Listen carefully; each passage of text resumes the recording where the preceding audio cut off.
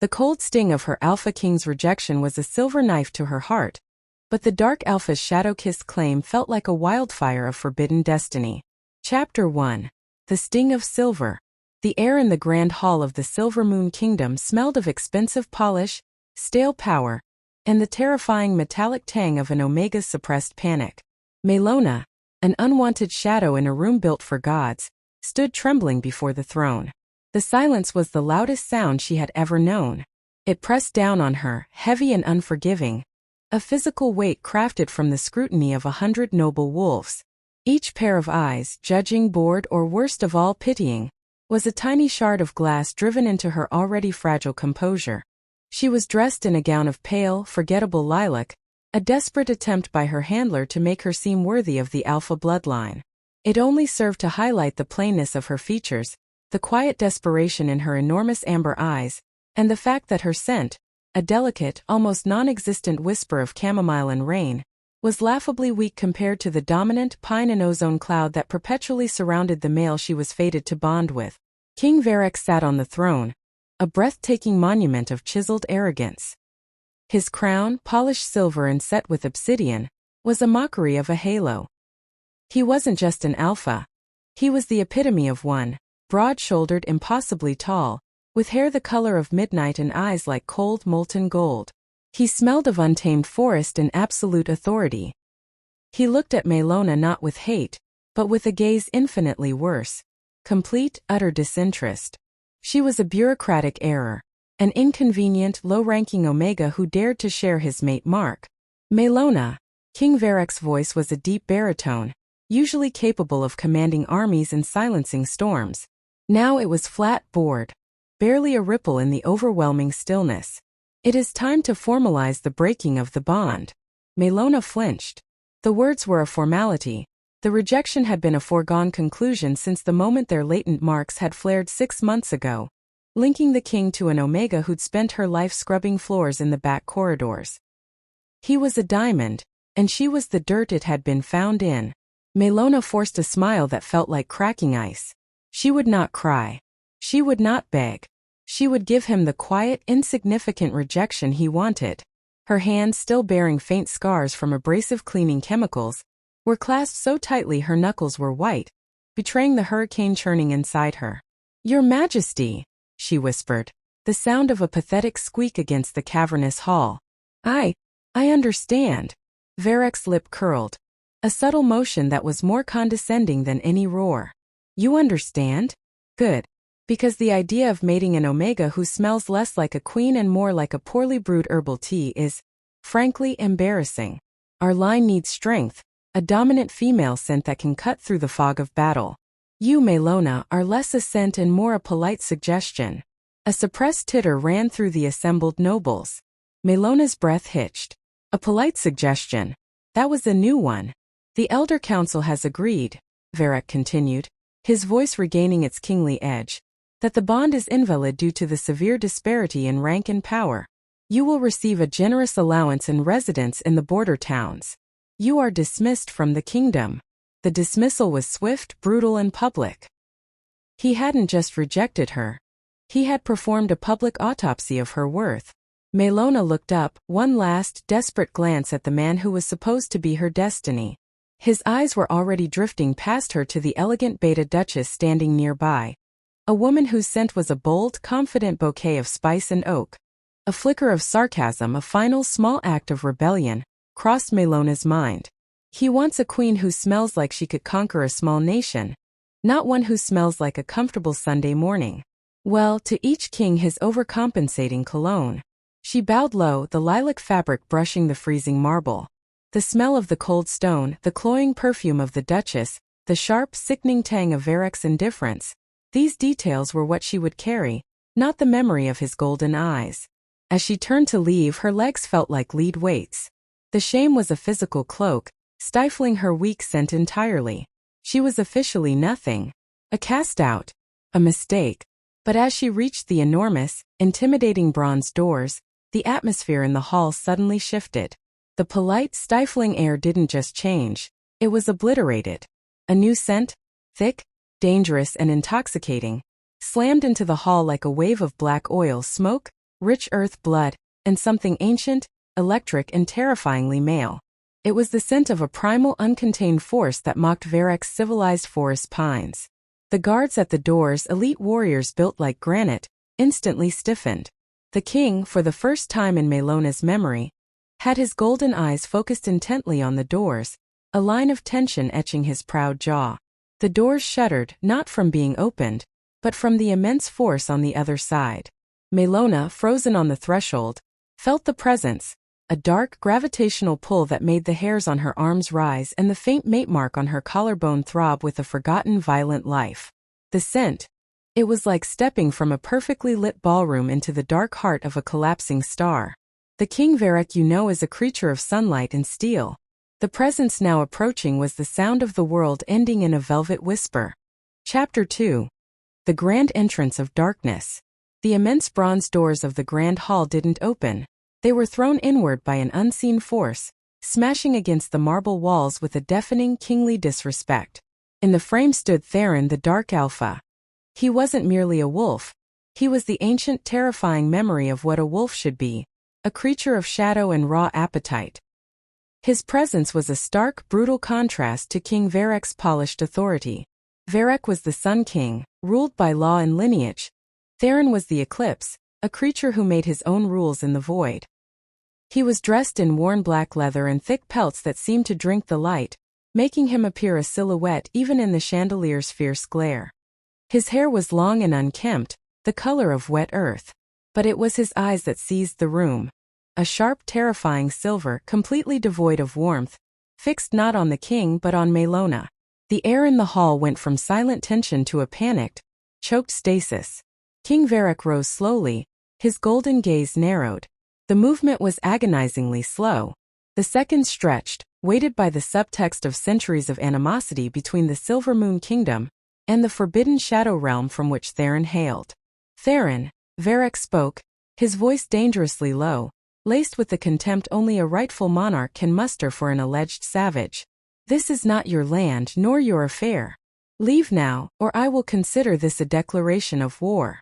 Theron didn't acknowledge Varek with a glance. He took one step, then another, his gait predatory and unhurried. The sound of his heavy, scuffed boots echoed across the marble, a rhythmic pounding that mocked the king's authority. He was walking toward Maelona. Maelona, pinned by his impossible eyes, felt her rejected, weak sense suddenly flare into a desperate, panicked sweetness. The rejection had been a slow death. This man was an abrupt, violent rebirth. Theron stopped directly in front of her. He was impossibly close, forcing her to tilt her head back. She could smell the cold, clean scent of him now. A dizzying mix of pine needles under frozen ground, sulfur, and the metallic tang of something that had recently bled. He didn't speak a word to her. Instead, his long, scarred fingers reached up, ignoring the gasps of the nobles and gently, unbelievably gently, brushed against the faint mate mark near her collarbone, the mark Varek had just officially declared null and void. His silver eyes finally flickered down, meeting hers. In that gaze Maelona saw not pity, not judgment, but a stark, profound recognition. He saw the rejected Omega, but also something deeper, something that Varek had been too blind with pride to ever notice. He saw the potential for fire beneath the ash. She is rejected. Theron's voice finally came, a low rumbling growl that vibrated through Maelona's bones, overriding the sound of her own frantic heartbeat. It was not a question, but a statement of contemptuous fact aimed solely at the king. She is, Varek confirmed, gripping the arms of his throne ready to spring. And she is dismissed. Theron smirked, a dangerous, purely masculine twist of his lips.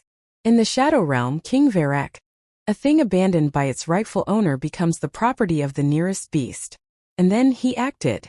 The movement was a blur, too fast for the guards, too brazen for the civilized world. He didn't ask. He didn't woo. He simply claimed. He lifted Maelona's chin, and his mouth descended on hers. It was not a kiss of love or tenderness. It was an act of raw, dominant possession. His scent exploded, forcing its way into her senses. A tidal wave of the Shadow Realm demanding a response. Maelona gasped, the overwhelming, dangerous strength of him flooding her system. But the true claim was the bite.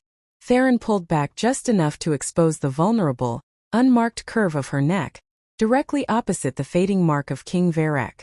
His fangs descended sharp and decisive, sinking deep into the tender flesh. Maelona cried out, a sound that was a sickening blend of pain and a forbidden, involuntary surrender. The pain was immediate, but the sensation that followed was electric, terrifying, and utterly addictive. Theron's pure dark alpha essence flooded her system, a brand that seared over the subtle weakness of her own scent, replacing chamomile and rain with smoke, power, and the scent of ancient untamed forest. Varek's guttural roar was not one of protective love, but of furious, entitled ownership over something he had discarded but did not expect another to dare touch. The core subtext was jealousy rooted in pride, not passion. Theron lifted his head, a single droplet of Maelona's blood staining his chin. He looked directly at Varek, his silver eyes flashing with pure, triumphant antagonism. She is marked. She is claimed. And now she is mine, Theron announced, his voice carrying the full weight of his authority, a declaration that shattered the peace between the realms.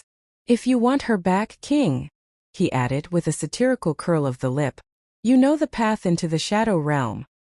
He swung Maelona up into his arms as if she weighed nothing, cradling her head against his broad, fur-covered chest. The king's guards finally surged forward, but it was too late. A swirling inky black portal, crackling with dark energy, ripped open in the space directly behind the Dark Alpha. The sudden chaotic movement and the sheer absurdity of the event, a Shadow Alpha kidnapping the former Queen Designate, forced Maelona's terror into sharp relief.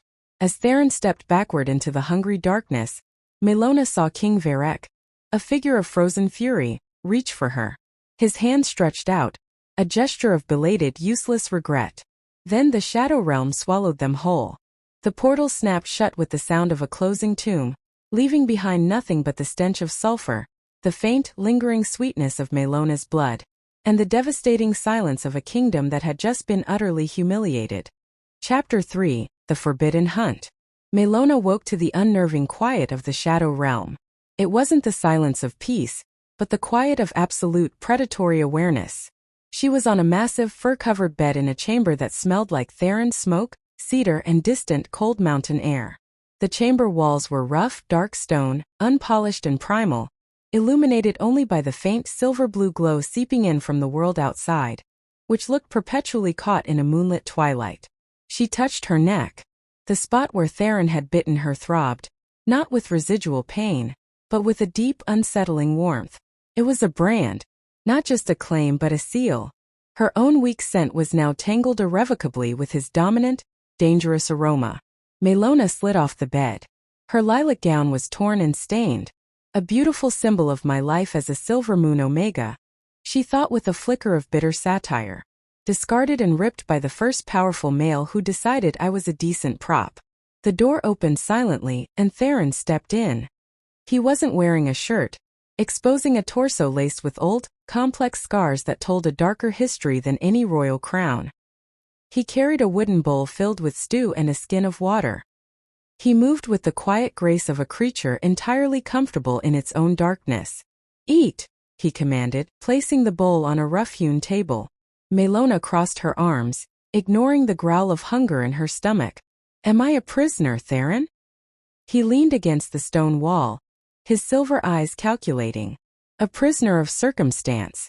King Varek's rejection made you vulnerable. My claim made you mine. This realm is my protection. And yes, my prison, should you attempt to leave. And what am I to you? She challenged, her voice trembling slightly. A trophy? A pawn against the Silver Moon King. Theron looked at her, his expression unreadable, a masterclass in. A trophy implies pride. I have no pride for that foolish king. A pawn implies I value his reaction. I don't. You, Maelona, are a necessity. Necessity for what? For balance, Theron admitted, a word that sounded heavy, ancient, and real. Your spirit, your inner fire, was meant for the Silver Moon throne. When Varek rejected it, he broke a sacred contract. I simply gathered the pieces. You are not weak, little Omega. You were merely suppressed. Suppressed. She had always been told she was small, that her voice was thin, that her scent was pathetic. Theron saw the struggle beneath the surface. I don't belong here, Maelona argued, her heart pounding. You belong where you are valued. And here, Maelona, you are more valuable than Varek's entire gold treasury, he said, taking a step toward her. His dark scent enveloped her. You survived his arrogance. Now you must survive my truth. Maelona, weary of fear, managed a touch of sarcasm. Oh, wonderful. So I traded an emotionally repressed Alpha King for a politically motivated Dark Alpha who speaks in riddles. It's truly an upgrade in my social life. Theron's lips twitched, a faint, almost invisible gesture that might have been amusement. Humor. Good. That's the first sign of strength. Now eat. We have business. You need to learn how to exist here. Meanwhile, back in the glittering hollow halls of Silvermoon, King Varek was in a rage that rattled the very foundations of his kingdom. He paced his private study, the destruction of his pride burning hotter than any physical injury. The Elder Council had convened. They weren't just angry about the kidnapping. They were terrified of the political fallout. Elder Kalen, the oldest and most rigid advisor, spoke first, his voice gravelly with disapproval. Your Majesty, this is catastrophic. Theron has not only violated our sovereignty, but has taken a potential bloodline link. It suggests he believes she holds some value. A value you publicly discarded. I was correct to discard her. Varek snarled, throwing a heavy silver goblet into the fireplace. She's an Omega of no standing. A liability. She was your fated mate. Kalen countered, risking the king's fury. The rejection weakens your personal authority with the earth spirits. And now the Dark Alpha has marked her, binding her to the Shadow Realm's ancient power. If Maelona is claimed by their realm, your connection to the throne weakens. You risk not just a skirmish, but the very stability of the kingdom. Varek froze. It wasn't about Maelona the person. It was about Maelona the symbol. He hadn't just rejected a low-ranking Omega. He had rejected a piece of his own realm's destiny. Theron knew it. Theron had calculated this move with chilling precision. So my pride costs me my power, Varek muttered, the realization sinking in with devastating weight. He suddenly saw Maelona's face. Not the timid, forgettable Omega, but the bewildered, betrayed look in her amber eyes as he had dismissed her. He thought of her small body in Theron's possessive embrace. The sheer violation of the claiming was a wound to his alpha ego he couldn't ignore. You must go, Your Majesty, Kalen urged. Not to rescue her out of love, but to retrieve a piece of our future. You must enter the Shadow Realm and annul this illegal, dark bond before it solidifies. The risk is immense, but the stakes are the crown itself. Varek looked at the flickering fire, the gold in his eyes turning cold and hard.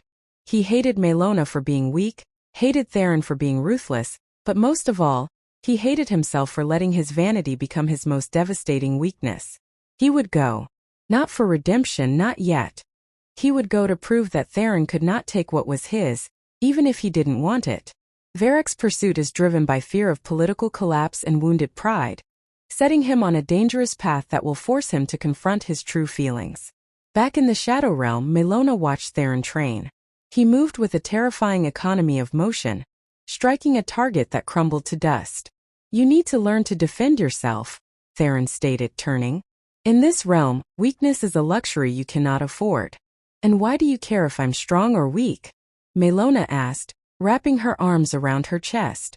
Theron walked toward her, his proximity making her breath catch. Because a caged bird dies quickly. But one that can fight, one that can bite, that one can survive long enough to serve a far greater purpose. He reached out and traced the new mark on her neck. Varek will come for you. Not out of love, but out of entitlement. Maelona, feeling a flicker of defiance, used a subtle metaphor. He'll be walking into your parlor, like a very annoyed fly caught in your beautiful, dangerous web. Theron chuckled, a low, rasping sound. An accurate analogy. But the problem with flies is that they buzz. And that, little Omega, is when I learned their greatest weakness. Varek thinks he is strong because he rules a kingdom. I am strong because I rule the shadows he fears. He stepped back, his expression darkening. We begin your lessons now. If you stay weak, you die. If you fight, You might just survive long enough to make Varek regret his folly. Maelona nodded, a surprising resolve hardening her amber eyes. She was still terrified, still confused by Theron's complex intentions, but for the first time she felt a profound drive, not to be rescued, but to become a version of herself who was worthy of the danger she now faced. She looked at Theron, the Dark Alpha, the ruthless king of the underworld, and a terrifying thought took root. He sees the warrior Varek never could. Chapter 4. The Crossroad of Mates. The moment King Varek stepped through the portal into the Shadow Realm, the air assaulted him thick, suffocating and heavy with the scent of ancient, unchecked power. It was the antithesis of his clean, organized kingdom. The sky was a bruised, perpetual twilight, casting everything in shades of cold silver and deep indigo. The trees were skeletal and twisted, their branches like claws reaching from the earth. Varek, dressed in his heavy, protective battle leathers, felt a profound disorientation. The magic here was different, more aggressive, clawing at his alpha shield. The Shadow Realm smelled like Theron. Wild, untamable, and dangerously honest. He tracked the dual scent easily. Theron's overwhelming darkness mixed with the faint, fragile sweetness of Maelona, now tinged with the smoke and earth of the forbidden territory. He found them in a clearing surrounded by jagged black rock formations, a natural training ground. Maelona wasn't sitting passively. She was moving with a newfound, fierce intensity, dodging Theron's practice strikes, her eyes bright with a concentration he had never seen in her. She was wearing rough leather armor, and her hair was pulled back, revealing the brutal, beautiful dark mark on her neck. Seeing her, not timid but fighting, stabbed Varek with a complex, furious regret. He hadn't just rejected an Omega. He had discarded a fire that was clearly meant to burn. Theron! Varek roared, the sound echoing hollowly in the strange light. His voice was a challenge, a declaration of war, and an expression of wounded male pride all wrapped into one explosive sound. Theron turned slowly, a cruel smile spreading across his face. He hadn't been surprised. He had been waiting. "The Sun King," Theron drawled, his voice mocking the royal title. "I knew you lacked the self-control to stay away. The gilded cage misses its ornament, does it?" Maelona froze, her eyes wide, torn between the alpha she was fated to, and the alpha who had claimed her. Varek looked directly at her, his golden eyes blazing with an emotion she finally recognized, jealousy. "You will return what you stole, Dark Alpha," Varek commanded, drawing his sword, a masterpiece of polished silver inlaid steel. Theron simply laughed, a rough, grating sound. "Stole? She was rejected, Varek. You threw her away like spoiled fruit. She is the property of the void now. She is my mate." "She was your mate," Theron corrected, his voice dropping to a dangerous whisper. "Until you declared her a liability. That word, King, made her mine." The battle erupted instantly. Varek charged, fueled by rage and the need to restore his honor. Their fighting styles were a clash of worlds. Varek was precise, regal, focused on technique learned in royal academies. Theron was brutal, primal, utilizing the earth and the shadows, moving like a dark wave. Varek fought with the inherent alpha flaw of overconfidence. He expected Theron to adhere to certain rules of combat, but Theron only adhered to the rules of survival. Theron fought with the alpha flaw of possessiveness. He saw Maelona as a piece of powerful destiny he needed to control, not yet a woman he needed to love. Maelona watched, transfixed, the new mark on her neck burning. She realized the truth. They were not fighting for her. They were fighting over her. Varek's blade was deflected, scraping against Theron's forearm. The Dark Alpha barely flinched, using the momentary distraction to land a crippling kick to Varek's ribs. Varek staggered back, coughing, the cold air burning his lungs. The scent of blood, sharp, metallic, and kingly, filled the clearing. Theron advanced, his silver eyes fixed on the defeated king. "You came here to retrieve your pride, not your mate, Varek. She saw you, truly saw you, the moment you dismissed her as a suggestion." He lifted his foot, prepared to strike a final decisive blow. This was the climax, the moment Maelona had to stop being the object of the fight and become the protagonist. She darted forward, placing herself squarely between the two Alpha Kings. "Stop!" Her voice was not a weak whisper, but a sharp, resonant command that surprised even her. The sound contained the newfound, complex power that Theron's dark mark had unlocked, the ability to be heard, truly heard. Both alphas froze. Varek, leaning on his sword, looked incredulous. Theron lowered his foot, a flicker of surprise and possessive admiration in his silver gaze. You both stop this, Maelona repeated, looking first at Varek. You came here because the Elder Council told you to, because your crown was threatened. Not because your heart broke. You didn't love me then and you don't love me now. You just hate that Theron saw my potential before you did. Varek's golden eyes dropped. The silence was his damning admission. He had sacrificed his pride to come here, but not his arrogance. Maelona turned to Theron. And you, Dark Alpha. You claimed me with a bite, not a proposal. You see me as a necessity for balance, a tool to spite your enemy. I have been rejected as worthless, and now I'm claimed as a weapon. Which one of you sees me as Maelona? The question hung heavy, thick with the weight of her entire emotional journey. She was demanding the universal theme of recognition and belonging, refusing to be defined by either man's power. Theron slowly sheathed the dagger he had been preparing, his expression shifting from battle-ready focus to a profound, unsettling vulnerability. He looked at Maelona, truly saw her, standing in the middle of their fight, commanding them both. Maelona looked from the broken, bleeding king of the sun to the ruthless, momentarily halted king of the shadows. She reached up and touched the dark mark on her neck, her brand of destiny. I choose the man who is willing to sacrifice his claim, she declared, looking only at Theron, her eyes shining with absolute clarity. Not for love, but to prove I am not a possession. Theron closed his eyes, his mask of control faltering.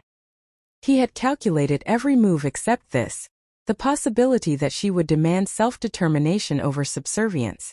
He had to choose. Maintain his ruthless, controlling nature and lose her, or risk true, terrifying vulnerability for a chance at genuine connection. He took a deep breath, the scent of smoke and earth filling the air. He made his choice. Chapter 5.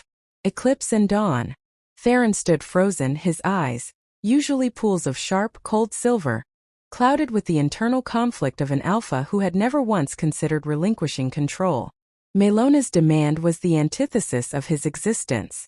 He could defeat armies, but he couldn't defeat the genuine need for self-respect shining in her eyes.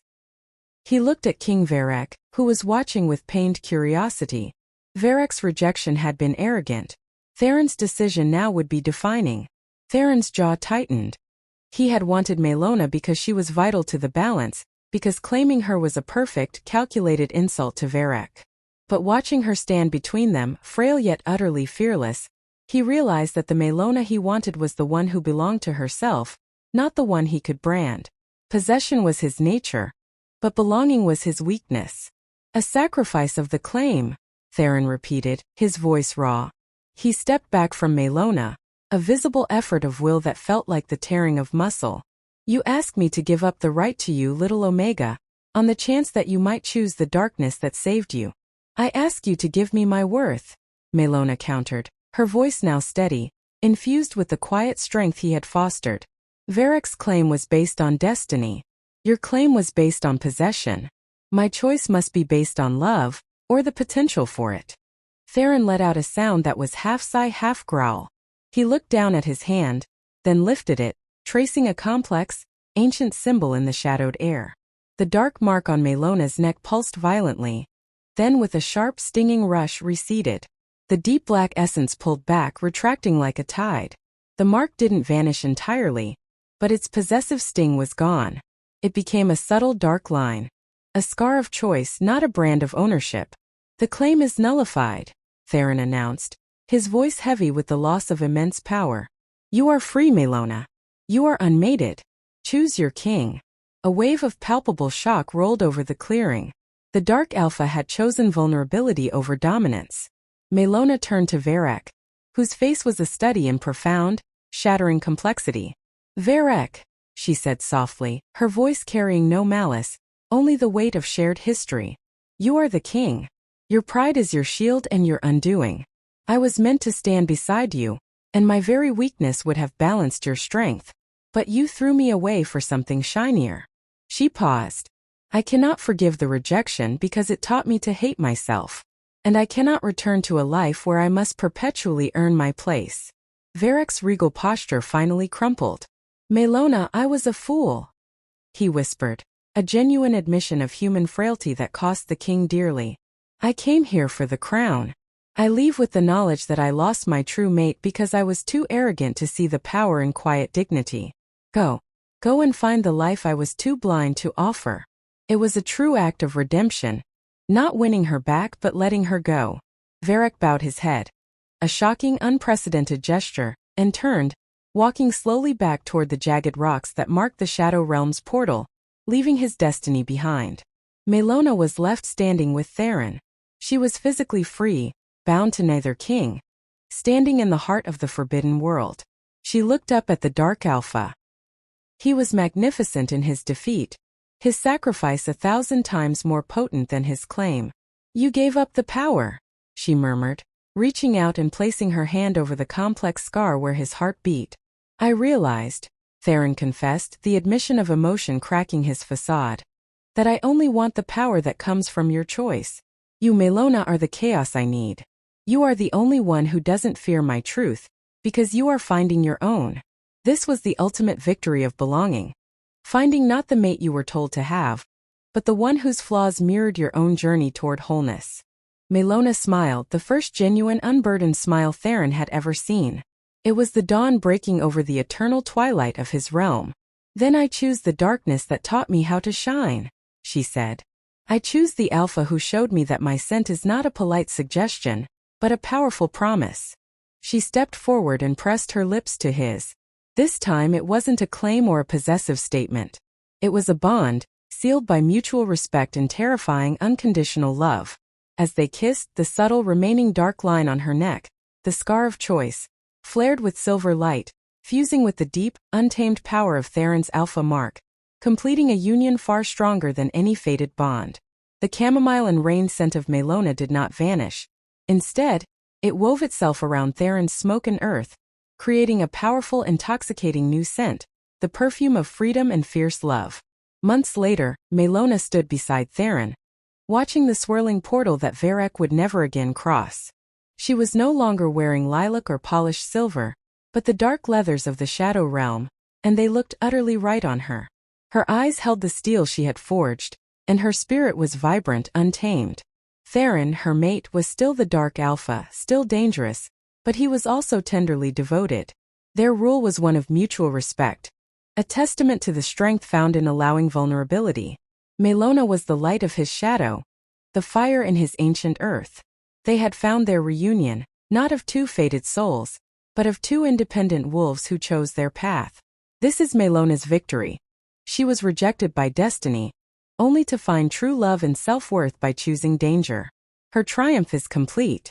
Looking back at her journey, what quality do you admire most about Maelona? Her resilience, her bravery, or her ability to demand respect? Share your thoughts on her transformation in the comments below. If this story resonated with you, click subscribe and let me know in the comments where you're watching from, because tomorrow I will be giving you another story just as crazy as this one, and you don't want to miss it.